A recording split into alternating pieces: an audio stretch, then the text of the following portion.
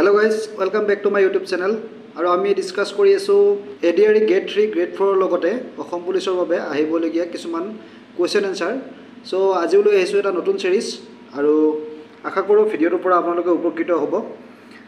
So দেৰি নকৰি ভিডিওটো ষ্টাৰ্ট কৰো।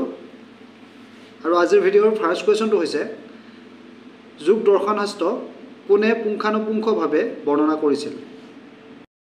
ইয়াৰ শুদ্ধ উত্তৰ অপচন ক পতঞ্জলি। নেক্সট ডে আছে গোত্ৰ শব্দটো পোনপ্ৰথমে ক'ৰ পৰা লোৱা হৈছে?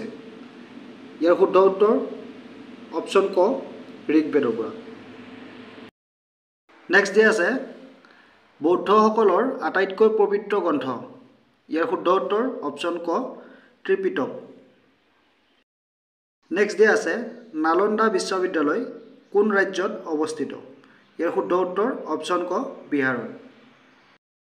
নেক্সট কুৱেশ্যন দিয়া আছে তলৰ কোনখন ৰাজ্যক ক্ৰেডল অফ বুদ্ধিজিম বুলি কোৱা হয়?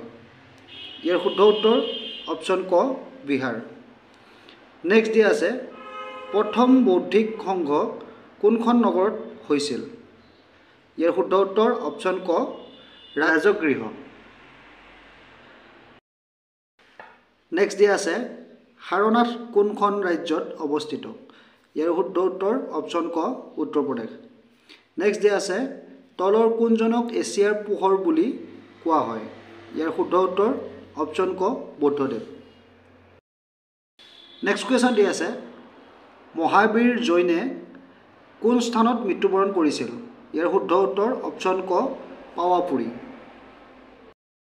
নেক্সট কুৱেশ্যন দিয়া আছে ত্ৰিপিটক কোন ভাষাত লিখিছিল? ইয়াৰ শুদ্ধ উত্তৰ অপচন ক পালি ভাষাত। নেক্সট কুৱেশ্যন দিয়া আছে বৌদ্ধ কোনটো জনগোষ্ঠীৰ লগত জড়িত? ইয়াৰ উত্তৰ অপচন ক শাক্য।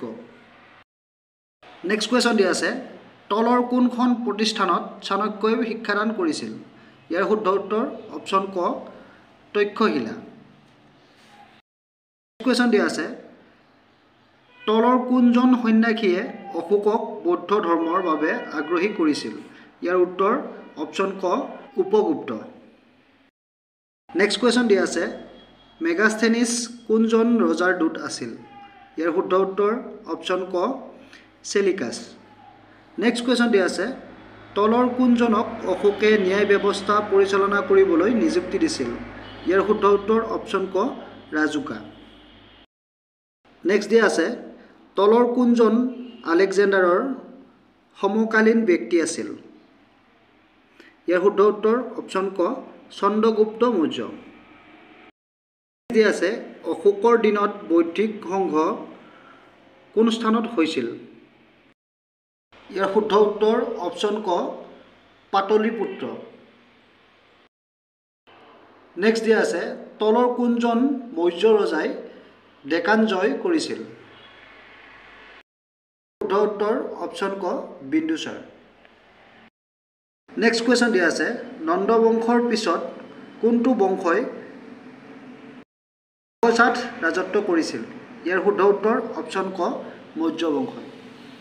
আৰু আজি ভিডিঅ'ৰ লাষ্ট কুৱেশ্যনটো হৈছে মৌৰ্য বংশৰ ৰাজত্বৰ কালত বিখ্যাত শিক্ষা কেন্দ্ৰ আছিল? ইয়াৰ শুদ্ধ উত্তৰ অপচন ক তক্ষশিলা। সো বন্ধু বান্ধৱীসকল আজি ভিডিঅ'টো ইমানেই আছিলে। যদি ভিডিঅ'টো চাই ভাল পালে লাইক কমেণ্ট শ্বেয়াৰ এটা কৰি দিব আৰু চেনেলটো যদি নতুনকৈ চাইছে ছাবস্ক্ৰাইব কৰি ল'ব একেবাৰে নাপাহৰিব। ধন্যবাদ।